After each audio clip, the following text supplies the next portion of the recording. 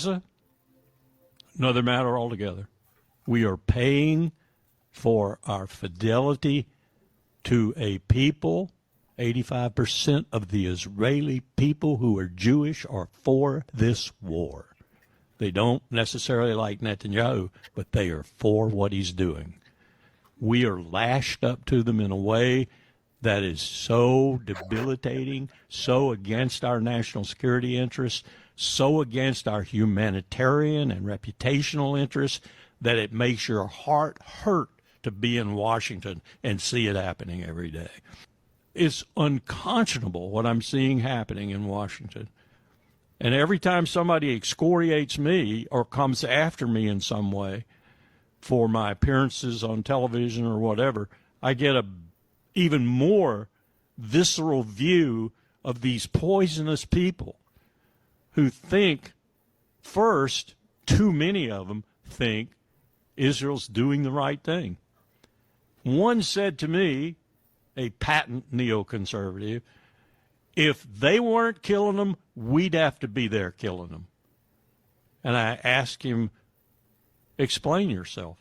What the hell do you mean? They're all terrorists.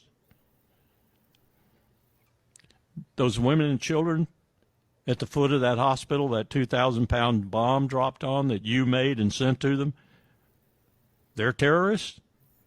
Well, they're supporting terrorists. They'll grow up and be terrorists. It reminded me of what one person told me, a Serb who was a sniper in Sarajevo, and he just shot a 13-year-old boy on the street.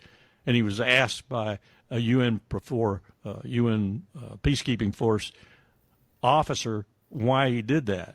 And he said, because he'll grow up to be a terrorist. Well, that's what these people think. That's what these people think, and that's what Netanyahu thinks. And let me tell you another thing about Netanyahu and what he's been doing since he was finance minister. Netanyahu, first of all, running for office, created the turmoil and the anger that got Yitzhak Rabin assassinated. And then the settler who assassinated him, he resurrected him and made him a hero. This is Bibi Netanyahu. This isn't something new, what he's doing. He's been doing this for over 15 years, personally orchestrating it. Now, he's in and out of the political realm in different niches because he has to keep getting elected, otherwise he'd go to jail. But he's been doing this, what has now come to fruition in Gaza, for longer than 15 years. Slowly but surely, he's been exterminating the Palestinians in the West Bank. If you've been there, you know that it now has roads running through it. Some of them look like autobahns, and they're all to connect Israeli settlements and to screen out Palestinians. Ben-Gvir has brought a new vengeance to this. Ben-Gvir, his director of security, is handing out weapons now, AR-15 type weapons now for the settlers.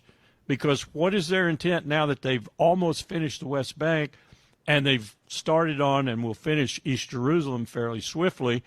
Their intent is to go into Gaza and to do it in Gaza.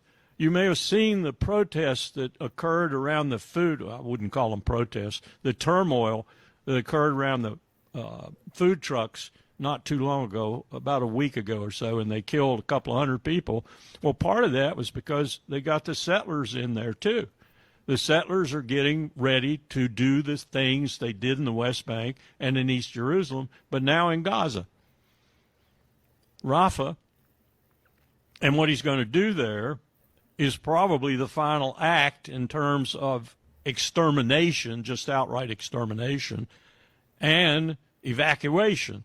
He's going to have some left. So my query the other day of one of the guys who's been talking about this with me is, he's on the ground in Gaza.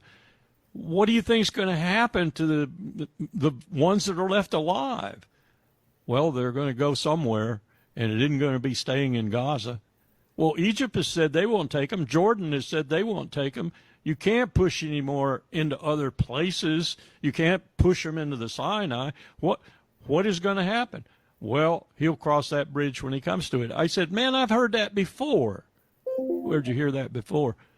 When Will Taft, Powell's lawyer, asked Rumsfeld, Will said essentially, You got a 13-year-old down there in Guantanamo. A 13-year-old. Let's say he lives to be 80.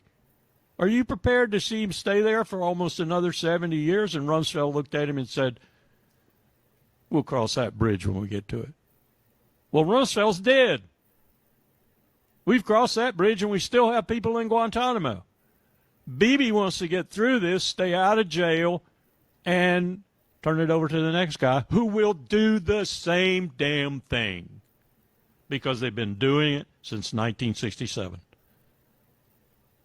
Palestinians would probably say they've been doing it since the Nakba. But they've definitely been doing it in contravention of international law, in contravention of what we say we stand for since 1967. And here's another thing. I became an amici curiae on a court case that hinges around the courts, and we're contesting this decision by the courts at the federal district level having decided that Gaza is a foreign policy issue, and so the courts have no jurisdiction. And one of the things they're claiming is that Israel's actions on October the 7th were self-defense under Article 51 of the UN Charter. Here's my argument back to them. Israel has been under the UN Charter as an occupying power and under Geneva since 1967. It has never fulfilled its responsibilities as an occupying power, never intended to fulfill them.